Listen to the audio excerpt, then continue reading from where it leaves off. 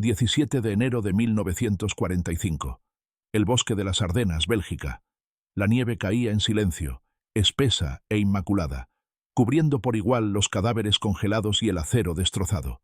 En el sótano de una granja, a 3 kilómetros al oeste de Saint-Vith, el Obergefreiter Klaus Hartmann apretó los dedos ennegrecidos por la escarcha contra el muro de piedra y escuchó el estruendo distante. Truenos en invierno, truenos imposibles. El sonido no provenía del cielo, sino de la tierra misma. Un rugido mecánico que parecía multiplicarse con cada hora que pasaba. Su comandante, el Hauptmann Vogel, estaba sentado a una mesa improvisada estudiando un mapa a la luz de una vela, con el rostro demacrado y gris. Sobre la mesa, junto al mapa, había una pila de informes de inteligencia, cuyas páginas se curvaban por el frío húmedo. Un informe, fechado 3 días antes, y estimaba las pérdidas de tanques estadounidenses en la ofensiva de las Ardenas en más de 200 vehículos. Vogel había rodeado esa cifra con lápiz rojo. Debajo, con su propia letra apretada, había escrito una sola palabra: imposible, imposible, porque por cada Sherman que destruían, aparecían 5 más. Por cada columna que emboscaban, 2 más pasaban por sus flancos. Los estadounidenses no se retiraban, se multiplicaban. Esto no era como se suponía que debía ser. La confianza de diciembre, 6 semanas antes, en el amanecer gris del 16 de diciembre de 1944, las fuerzas alemanas habían lanzado la operación Vigilancia en el Rin, la mayor ofensiva alemana en el frente occidental desde 1940. El plan era audaz, desesperado y brillante en su concepción. Un avance blindado masivo a través de las Ardenas, que débilmente defendidas, dividiendo a los ejércitos aliados, avanzando hacia el noroeste para capturar Amberes y obligando a británicos y estadounidenses a solicitar una paz por separado. Los artífices del plan, von Rundstedt, Model y finalmente el propio Hitler, sabían que el tiempo era el enemigo. Las fuerzas soviéticas se concentraban en el este. Las fábricas estadounidenses producían material bélico a un ritmo incomprensible. Alemania necesitaba una victoria decisiva, y la necesitaba ya, antes de que el coloso industrial del otro lado del Atlántico pudiera ejercer toda su influencia. Los soldados alemanes, que se congregaron en los bosques aquella mañana de diciembre, llevaban consigo una peculiar mezcla de fatalismo y esperanza. Eran veteranos la mayoría, habían visto el frente oriental, o habían presenciado el colapso del grupo de ejércitos centro en el verano de 1944. Se habían retirado a través de Polonia y Francia. Habían visto cómo las fronteras del Tercer Reich se contraían como un pulmón moribundo. Pero también eran soldados de la Wehrmacht, herederos de una tradición militar que había conquistado Europa en cuestión de meses, y se les había prometido que esta ofensiva, esta última tirada de dados, emplearía las mejores divisiones restantes de Alemania, sus armas más modernas, sus comandantes más experimentados, y se les había dicho, repetidamente, que el ejército estadounidense era una fuerza de calidad limitada, rica pero débil, mecanizada pero inexperta, dependiente de las máquinas porque sus hombres carecían de la férrea voluntad de los soldados alemanes.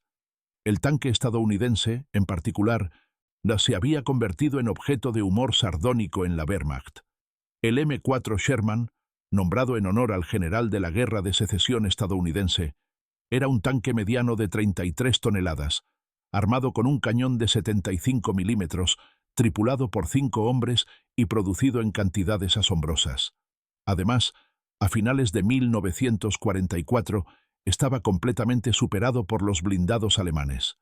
El tanque Panther, el tanque mediano estándar de Alemania, montaba un cañón largo de 75 milímetros que podía penetrar el blindaje frontal de un Sherman a distancias superiores a 1 milla.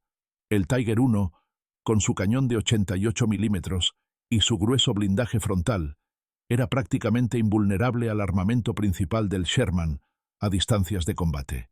Los tanquistas alemanes habían inventado una broma amarga. Se necesitaban 5 Sherman para destruir un Panther. Uno moría al atraer la atención del Panther, 3 más al maniobrar para posicionarse y un quinto para acertar un disparo en el blindaje lateral o trasero, más delgado del Panther.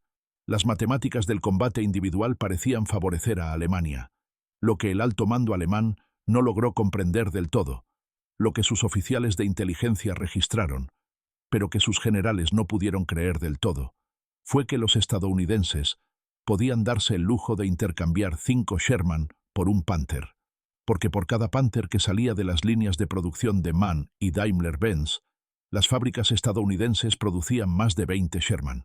Solo en 1944, Estados Unidos fabricó 17.565 tanques Sherman. Alemania, en comparación, produjo 3.740 Panthers y 623 Tigers en el mismo periodo. El Sherman no fue diseñado para luchar contra los tanques alemanes en igualdad de condiciones. Fue diseñado para ser producido en masa, fácil de reparar, mecánicamente fiable y desplegado en cantidades abrumadoras. Era un sistema de armas optimizado no para duelos individuales, sino para el desgaste industrial. Era, en resumen, el equivalente en tanques del pensamiento estratégico estadounidense, la victoria a través de la abundancia. Pero la abundancia, se dijeron los alemanes en diciembre de 1944, no podía sustituir a la voluntad. La superioridad numérica no podía reemplazar el espíritu de lucha que había llevado a la Wehrmacht desde Varsovia hasta las puertas de Moscú. Los estadounidenses podían tener más tanques, pero cada Sherman destruido representaba una tripulación muerta o traumatizada, una pérdida que debilitaría la moral y haría dudar a la siguiente tripulación. La guerra de desgaste, creían los alemanes, favorecía al bando que podía soportar el sufrimiento. ¿Y acaso el pueblo alemán no había soportado 5 años de guerra total? ¿Acaso no había sobrevivido al bombardeo de Hamburgo y a las aplastantes derrotas en Rusia? Seguramente los estadounidenses, cómodos y distantes de los verdaderos horrores de esta guerra, se derrumbarían primero. Con esta confianza comenzó la ofensiva alemana. Con esta risa recibieron los primeros Sherman en llamas en el camino a Bastoña. Las matemáticas del reemplazo. El primer encuentro del Obergefreiter Klaus Hartmann con la abundancia estadounidense se produjo el 19 de diciembre, de 3 días después del inicio de la ofensiva. Su unidad, un grupo de combate compuesto por infantería y blindados adjuntos, se había adentrado 12 kilómetros en las líneas estadounidenses, invadiendo un depósito de suministros y un hospital de campaña. La velocidad del avance había sido embriagadora. Por primera vez en meses, avanzaban, no retrocedían. Las carreteras estaban congestionadas con vehículos estadounidenses abandonados en la retirada. El comandante de la compañía de Hartmann ordenó a los hombres que registraran el depósito en busca de suministros útiles antes de que los equipos de demolición destruyeran lo que no se pudiera transportar. Lo que Hartmann encontró en ese depósito lo acompañaría el resto de su vida, que no duraría mucho. Encontró montañas de comida, cajas de carne enlatada, huevos en polvo, barras de chocolate, o café, cigarrillos. Encontró suministros médicos en cantidades que habrían abastecido a un hospital de campaña alemán durante medio año. Encontró bidones de gasolina apilados en filas que parecían extenderse hasta el horizonte. Y en un parque móvil, cubierto con lonas, encontró 6 tanques Sherman nuevos, recién pintados, aún con olor a grasa y aceite, con los motores sin arrancar. No eran vehículos desgastados por la batalla, sacados del frente para reparaciones. Eran tanques de reserva, extras, redundancias integradas en el sistema de suministro estadounidense a un nivel que los alemanes apenas podían comprender. El jefe de escuadrón de Hartmann, un veterano del norte de África llamado Feldwebel Richter, se paró junto a uno de los Sherman y rió con una risa aguda y amarga. «Abandonan tanques nuevos», dijo. «Huyen tan rápido que dejan tanques nuevos atrás». Dio una palmada al blindaje frontal inclinado del Sherman. «Contra esto luchamos. Un enemigo tan rico que ni siquiera le importa el desperdicio». Pero había algo más en la voz de Richter, algo bajo la burla. Inquietud. Porque si los estadounidenses podían abandonar nuevos tanques sin pensarlo 2 veces, ¿cuántos tanques más tenían? ¿Cuántos tanques más podían permitirse perder?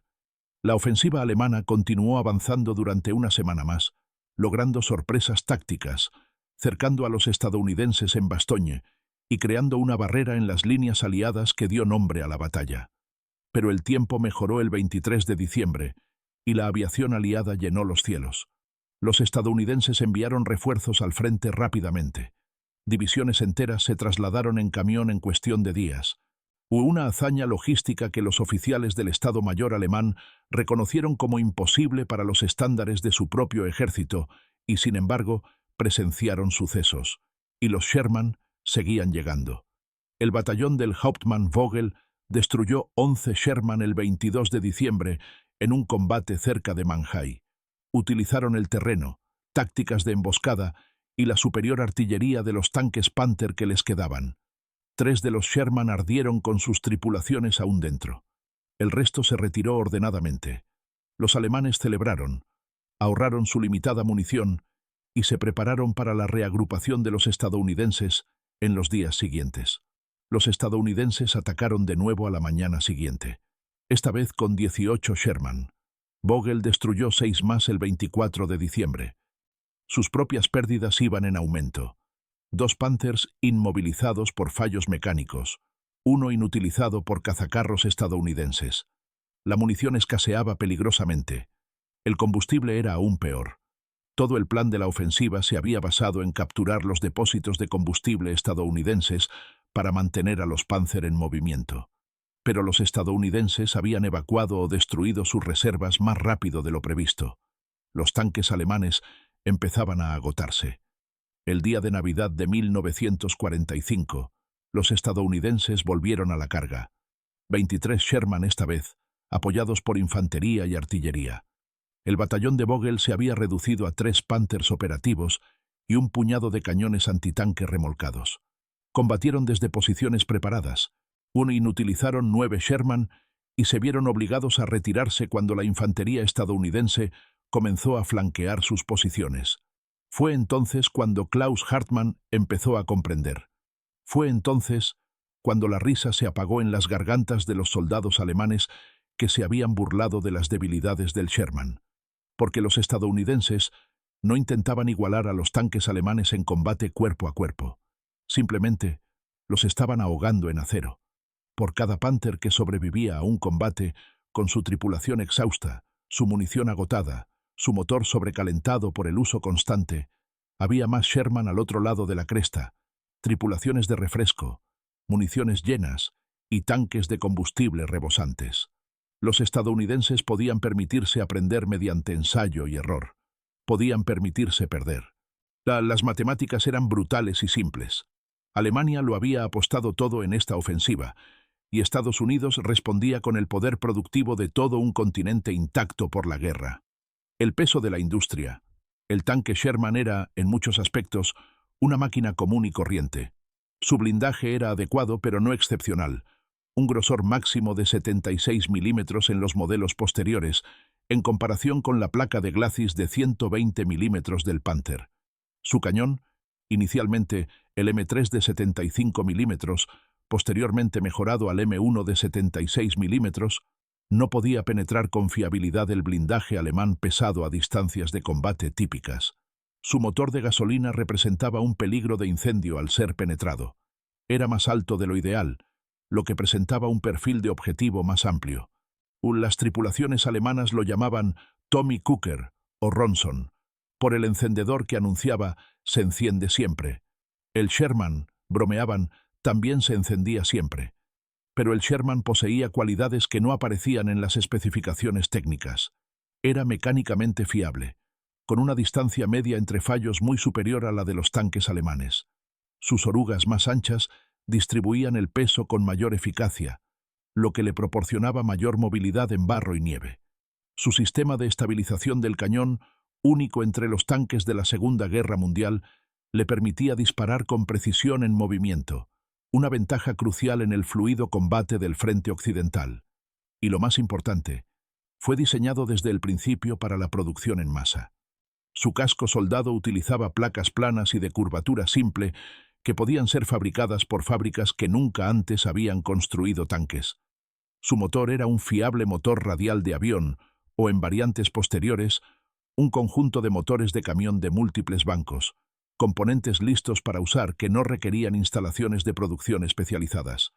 Tan solo la Ford Motor Company produjo 1.690 tanques Sherman al mes en su pico de producción en 1943. Las extensas fábricas de tanques del Arsenal de Detroit de Chrysler, la planta Grand Blanc de Fisher Body y la fábrica de locomotoras de Lima operaban las 24 horas, alimentadas por una cadena de suministro que se extendía por todo el continente norteamericano. Acero de Pensilvania, motores de Michigan, caucho de plantaciones de Sudamérica, petróleo de Texas. El Sherman no era un simple tanque, era la manifestación física del poderío industrial estadounidense, un arma de 33 toneladas, hecha de acero y combustible diésel, que ninguna brillantez táctica podía refutar. Para enero de 1945, mientras la batalla de las Ardenas se acercaba a su inevitable conclusión, Estados Unidos contaba con más de 20.000 tanques Sherman, tanto en servicio activo como en reserva. Las pérdidas podían ser reemplazadas en cuestión de semanas. Los vehículos dañados eran recuperados del campo de batalla por batallones de mantenimiento especializados, reparados si era posible, y en caso contrario, reutilizados para obtener piezas. Los estadounidenses habían sistematizado la recuperación del campo de batalla como un proceso industrial. Las tripulaciones de tanques alemanes, en cambio, y a menudo se veían obligadas a abandonar vehículos con daños relativamente menores por falta de combustible para remolcarlos, repuestos para repararlos o tiempo para recuperarlos antes de que las fuerzas estadounidenses invadieran sus posiciones. Esta disparidad se convirtió en un arma psicológica tan devastadora como los propios tanques. Los soldados alemanes comenzaron a notar un patrón: destruir 5 Sherman en un combate, enfrentarse a 8 al día siguiente. Destruir 10, enfrentarse a 15 al día siguiente. A los estadounidenses no parecía importarles las pérdidas como a los comandantes alemanes. Absorbían bajas que habrían destrozado una división de la Wehrmacht y volvían al ataque con la misma fuerza. Esto violaba los supuestos fundamentales de la doctrina militar alemana, que enfatizaba la preservación de las unidades veteranas, la gestión cuidadosa del equipo irreemplazable y la superioridad moral del soldado que había soportado las dificultades. Los alemanes se dieron cuenta demasiado tarde de que los estadounidenses libraban una guerra diferente. No buscaban la victoria mediante un entrenamiento superior, una brillantez táctica o un fervor ideológico. Ganaban mediante la logística, mediante el trabajo poco atractivo de los empleados de suministros, los obreros de fábrica y los marineros de la marina mercante. Por cada tripulación de un Panther que dedicaba 5 minutos en combate a destruir un Sherman, había 100 trabajadores estadounidenses que habían dedicado 100 horas a construir ese Sherman, y ya habían construido su reemplazo antes de que ardiera el primero. Para el punto de ruptura, para la tercera semana de enero de 1945, la unidad de Klaus Hartmann se había reducido a menos de 40 hombres. Habían comenzado la ofensiva con 120. El resto estaban muertos, heridos, desaparecidos o simplemente desaparecidos, desvanecidos en la nieve y el caos de un ataque que se desmoronaba. Ya no se hablaba de llegar a Amberes, apenas se hablaba. Los hombres se movían como autómatas, obedeciendo órdenes porque las órdenes eran lo único que quedaba. El último hilo de estructura en un mundo que había perdido el sentido. Habían destruido, según el cálculo aproximado de Hartmann, más de 30 tanques estadounidenses. Quizás más. Era difícil llevar la cuenta cuando las batallas se confundían, cuando el agotamiento hacía que la memoria fuera inestable. Pero los estadounidenses seguían avanzando. Y Sherman en grupos de 5, 10, 15, apoyados ahora por los nuevos tanques M26 Pershing, con sus cañones de 90 milímetros que por fin podían igualar el blindaje alemán. Apoyados por una artillería inagotable, por cazabombarderos que surcaban los cielos sin oposición, por infantería equipada con bazucas y granadas de fusil, y con una confianza despreocupada que provenía de saber que si fallaban hoy, mañana habría refuerzos. El 22 de enero, Hauptmann Vogel recibió órdenes de retirada. La ofensiva había terminado. El grupo de ejércitos B se replegaba a posiciones defensivas a lo largo de la línea Sigfrido. La unidad de Hartmann debía realizar una retirada combativa, retrasando los avances estadounidenses y ganando tiempo para que otras unidades se retiraran. Era una sentencia de muerte expresada en terminología militar. Y todos la conocían. Se movían de noche, cuando la superioridad aérea aliada era menos importante. Durante el día se escondían en bosques, aldeas y las ruinas de granjas. Recogían combustible de vehículos abandonados y munición de los muertos. Hartmann vio cómo los hombres con los que había servido durante 2 años se convertían en carroñeros y fantasmas. Feldwebel Richter, quien se había reído de los Sherman abandonados en diciembre, murió en un bombardeo de artillería estadounidense el 24 de enero. Murió en silencio, aniquilado por potentes explosivos. Su cuerpo nunca fue encontrado. El 28 de enero, en un bosque a 3 kilómetros de la frontera alemana, el grupo de Hartmann se topó con una columna estadounidense. 4 Sherman, una docena de semiorugas, más infantería de la que podían contar. Al Hauptmann Vogel le quedaba un cañón antitanque operativo, un cañón de 75 milímetros servido por una dotación de reclutas adolescentes que nunca habían disparado a un blanco vivo. Lo situó en el límite del bosque, camuflado con ramas de pino, y esperó. El primer Sherman murió al doblar la curva, impactado en el costado por un proyectil que penetró el compartimento del motor y prendió fuego al tanque. La tripulación evacuó. 3 hombres salieron a trompicones de las escotillas, uno de ellos en llamas. Las ametralladoras alemanas los abatieron. La columna estadounidense se detuvo, desplegó la infantería y solicitó la artillería. Vogel ordenó la retirada antes de que llegaran los proyectiles. Hartmann fue el último en abandonar la posición del cañón. Mientras corría, miró hacia atrás y vio que la columna estadounidense se reagrupaba. Otro Sherman avanzaba para apartar el armatoste en llamas del camino. Los estadounidenses continuaban su avance, sin apenas demora. Hartmann comprendió entonces, con una claridad casi física, que no habría victoria. Ni con valentía, ni con sacrificio, ni con tácticas superiores, ni espíritu de lucha. Los estadounidenses tenían más tanques, más proyectiles, más combustible, más hombres, más tiempo. Podían permitirse cambiar 5 Sherman por un cañón alemán porque tenían 500 Sherman más esperando detrás de los 5 primeros. Y cuando estos se agotaron, 500 más después. Esto no era una guerra. Eran matemáticas. El símbolo de la abundancia. En los últimos días de enero, mientras la unidad de Hartmann se disolvía entre los supervivientes dispersos que huían hacia Alemania, el tanque Sherman se convirtió en algo más que un arma para los soldados alemanes. Se convirtió en un símbolo, no de la destreza militar estadounidense, sino de algo más fundamental y aterrador. Representaba una forma de guerra que los alemanes, a pesar de toda su sofisticación táctica, nunca habían comprendido del todo. La filosofía militar alemana se arraigaba en una tradición que se remontaba a Federico el Grande. El ejército como instrumento del Estado, profesionalmente entrenado, cuidadosamente mantenido y desplegado con precisión. Incluso bajo el régimen nazi, incluso en la guerra total, se mantuvo la atención en las formaciones de élite, las divisiones de las SS, el cuerpo Panzer, los Fallschirmjäger, unidades que recibían equipamiento y entrenamiento preferencial, porque se esperaba que lograran resultados decisivos. El ejército alemán pensaba en términos de campañas, de arte operacional, de la batalla decisiva que obligaría al enemigo a negociar. Respetaban el coraje, la disciplina y la habilidad técnica. Creían fundamentalmente que estas cualidades podían compensar las desventajas materiales. Los estadounidenses pensaban en términos de sistemas. Veían la guerra como un problema de logística, de producción industrial y de eficiencia organizativa. El tanque Sherman no fue diseñado para ser el mejor tanque en el campo de batalla. Fue diseñado para ser lo suficientemente bueno, producido en masa y respaldado por una cadena de suministro que lo mantuviera en funcionamiento.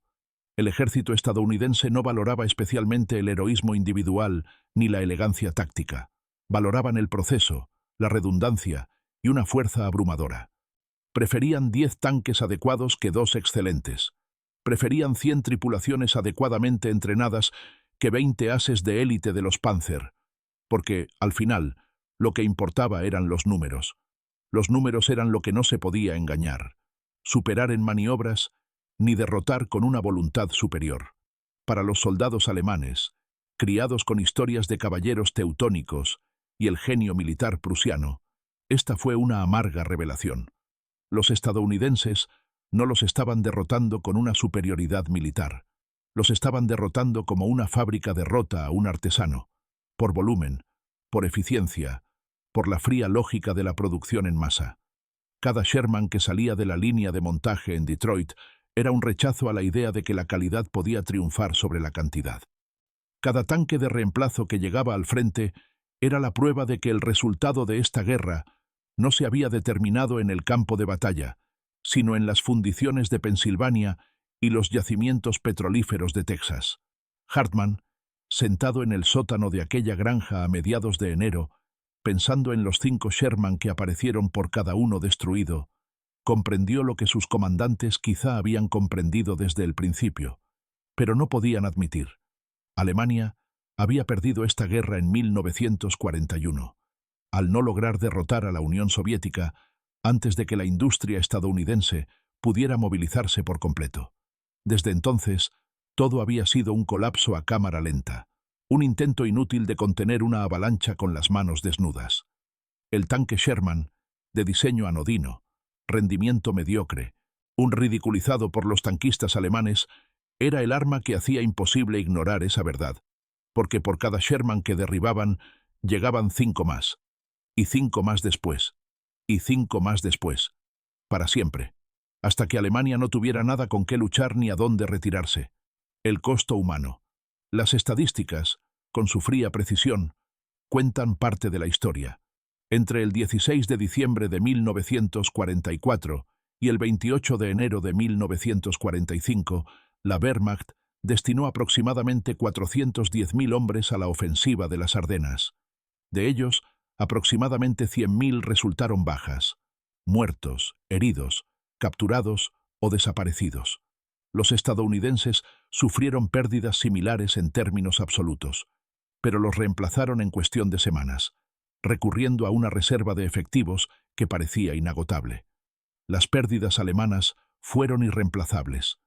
Los hombres que murieron en las Ardenas eran veteranos, los últimos vestigios de unidades que habían luchado desde 1939, portadores de un conocimiento institucional y una experiencia de combate irrepetibles.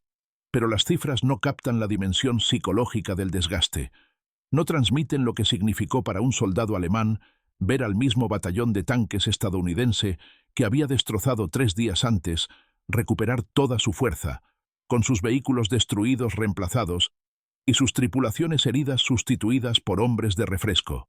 No describen la lenta pérdida de confianza que se produjo cuando soldados a quienes se les había prometido la victoria se vieron en retirada por territorio que habían conquistado a un alto precio, perseguidos por un enemigo al que parecían no importarle las pérdidas. El diario de Hartmann, un recuperado después de la guerra de su cuerpo, hallado en una zanja cerca de Prüm el 3 de febrero de 1945, contiene una entrada del 20 de enero.